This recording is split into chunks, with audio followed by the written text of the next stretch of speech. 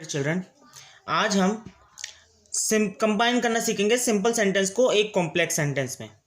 और complex sentence को combine करने के लिए आपको सबसे पहले क्लाउज सीखना जरूरी है। इसलिए इससे पहले जो वीडियो अपलोड की गई है आज ही, उसको ध्यान से देखें कि क्लाउज क्या होता है, और उसके बाद हम सबऑर्डिनेट क्लाउज का यूज़ करना सीखेंगे। आज हम सबऑर्डिनेट क्लाउज का यूज़ करना सीखेंगे एक नाउन क्लाउज के तौर पर।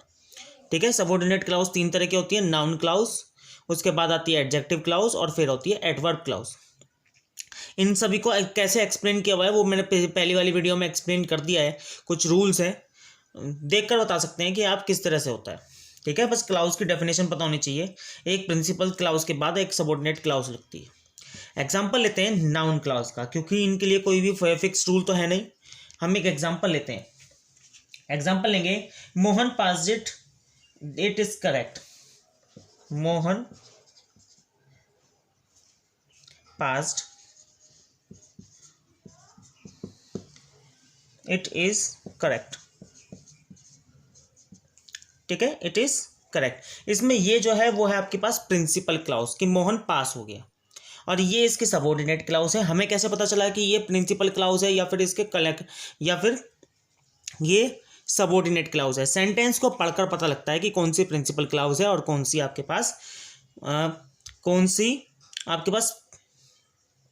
प्रिंसिपल क्लाउज है और कौन सी आपके पास सबऑर्डिनेट क्लाउज है। देखिए, मोहन पास्ड, ये वाला जो सेंटेंस है वो अपना सेंस पूरा कर रहा है कि मोहन पास हो गया, इसलिए ये तो प्रिंसिपल क्लाउज है। ठीक है, इट इज करेक्ट, अगर आप इस सेंटेंस को यहां से हटा दें, Mohan passed, it is correct, यह सत्य है। क्या सत्य है? इसका सेंस पूरा नहीं हो रहा है। ये इसका सेंस जब भी पूरा होगा जब आप इस सेंटेंस को इसके साथ जोड़ देंगे। ठीक है, तो यहां पर ये सबऑर्डिनेट क्लाउज है। अब आपको इसको एक नाउन क्लाउज की तरह यूज करना है। तो नाउन क्लाउज को यूज करने के लिए हम इसको नाउन की जगह पर ही रखेंगे, सब्जेक्ट के तौर पर यूज करते हैं। आप नाउन क्लाउज को पांच तरीके से यूज कर सकते हैं। सब्जेक्ट टू वर्ब, ठीक है, object to verb, complement to verb, governed by the preposition, और केस इन अपोजिशन। यहां पर हम इसे सब्जेक्ट की तरह यूज करते हैं, तो सब्जेक्ट टू वर्ब कहते हैं इस कंडीशन को। तो इसको आगे ले आएंगे, इट इज करेक्ट दैट, एक कंजक्शन का यूज करते हैं, कोई सा भी कर सकते हैं आप। It is correct that Mohan passed.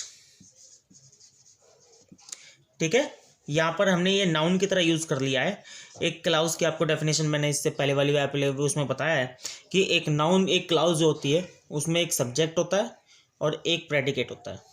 ठीक है, part of sentence. Subordinate clause होती है जिसका अपने आप कोई मतलब नहीं निकलता, लेकिन वो प्रिंसिपल क्लाउज के मीनिंग को पूरा कर देती है।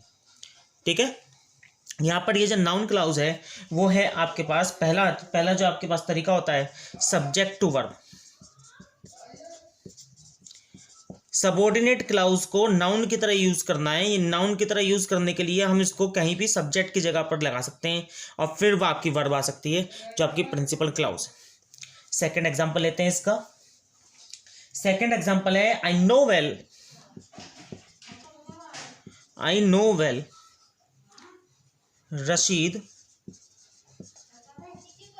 Rashid will help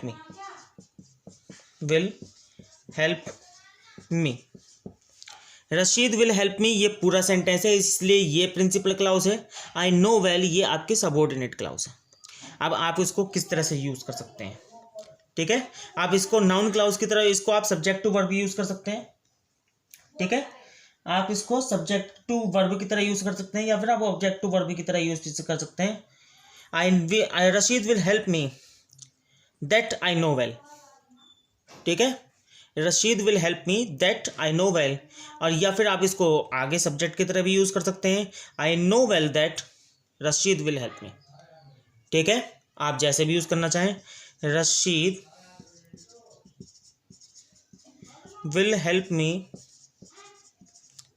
that I know well.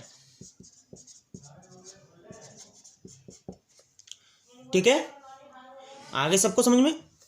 फिर उसके बाद इसको हम बोलते हैं, जो अभी हमने करा है इसको बोलते हैं हम ऑब्जेक्ट टू वर्ब। सेकंड आपके पास है ऑब्जेक्ट टू वर्ब। ठीक है, ऑब्जेक्ट की तरह यूज करना। देखिए आगे, third, the sun rises in the east, it is a fact. The sun rises in the east, ठीक, इसमें जोड़ना है इट इज अ फैक्ट। पहला वाला प्रिंसिपल क्लाउज है, दूसरा आपके पास सबऑर्डिनेट क्लाउज है, ठीक है। यहां पर हम इसे किस तरह से यूज कर रहे हैं, कॉम्प्लीमेंट टू द वर्ब, जो आपकी वर्ब है, ठीक है, उसमें ही आप इसको किस तरह से यूज कर ले, अपोजिशन लगाकर इसका यूज कर लें तो आपका बन जाता है, ठीक है। The sun rises in the east, comma, is a fact. जैसे आपने पिछली बार सिंपल सेंटेंस बनाना सीखा था, सिंपल सेंटेंस में आप अपोजिशन का यूज कर लेते थे, तो इसमें भी अपोजिशन का यूज कर लेते हैं। इसमें सबऑर्डिनेट क्लाउज जो है वो किस तरह से कर रही है, कॉम्प्लीमेंट टू द वर्ब काम कर रही है। तीसरा आपके पास है complement to the verb, complement to the verb. यहां पर ये कॉम्प्लीमेंट कैसे बन गया वर्ब के लिए, देखिए जरा ध्यान से। यहां पर जो वर्ब है, यहां पर किसकी बात चल रही है कि ये एक तथ्य है, ये एक तथ्य है, वो बात ये चल रही है कि सूर्य जो है वो पूर्व से उगता है। तो यहाँ पर ये जो सूर्य के उगने की बात चल रही है उसको कॉम्प्लीमेंट करना है, तो कॉम्प्लीमेंट करने के लिए हम ऐसे इस्तेमाल कर सकते हैं, ठीक है। नेक्स्ट देखते हैं, उसके बाद है गवर्न्ड बाय प्रीपोजिशन। नंबर 4 आपके पास example, this is my opinion, this is my opinion, this is my opinion, he will get good mark, he will get good marks, ठीक है। this is my opinion, he will get good marks, ठीक।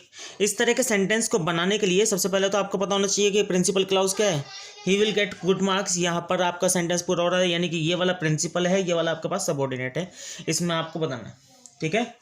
चलिए बनाते हैं इसको। इसमें my opinion is that he will get good marks, my opinion is that he will get good marks, ठीक है। यहां पर ये सब्जेक्ट की तरह भी यूज हुआ है और इसको हम कह सकते हैं कि ये गवर्न्ड बाय प्रीपोजिशन है, ठीक है। और इसके बाद अपोजिशन वाला है आपके पास, उसकी भी जरूरत नहीं है, बस शुरुआत के 3 ही ज़्यादा इंपॉर्टेंट होते हैं, 3 ही ज़्यादा इंपॉर्टेंट होते हैं, ठीक है। आज इसकी एक्सरसाइज अच्छी तरह से बनाइएगा, अगर आपके पास नहीं है तो आप तो अच्छी तरह से इसकी प्रैक्टिस कीजिए, सेंटेंस आपको मिल जाएंगे, ठीक है।